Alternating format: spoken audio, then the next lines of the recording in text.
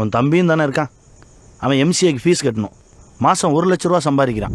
Comparison எல்லா வீட்லேயும் ரொம்ப நார்மலைஸ் பண்ணுறோம். பட் இது எவ்வளோ இம்பேக்ட் பண்ணணும் குழந்தைங்களோட லைஃப்பில் அப்படின்னா சிப்ளிங்ஸ் ரிலேஷன்ஷிப்பை அஃபெக்ட் பண்ணும். நீங்கள் வேணால் பெஸ்ட்டாக உன்னை விட உன் பிரதர் இப்படி இருக்காங்க, உன் சிஸ்டர் இப்படி இருக்காங்கன்னு ரொம்ப நார்மலாக நம்ம பேசுகிறோம். நம்ம இன்டெரக்டாக என்ன பண்ணுறோம் அப்படின்னா அவங்களுக்கு அவங்களோட சிப்ளிங்ஸை பற்றியே ஒரு நெகட்டிவ் தாட்டை க்ரியேட் பண்ணி கொடுக்குறோம். இது க்ரியேட் பண்ணுறதுனால அவங்க சிப்ளிங்ஸ் கூடயே ஒரு நல்ல ரிலேஷன்ஷிப்பில் இருக்க முடியாது, தன்னையும் சுப்பீரியராக ஃபீல் பண்ணவே முடியாது. எப்போவுமே அவங்க 2 பேரையும் கம்பேர் பண்ணிகிட்டே இருப்பாங்க லைஃப்பில்.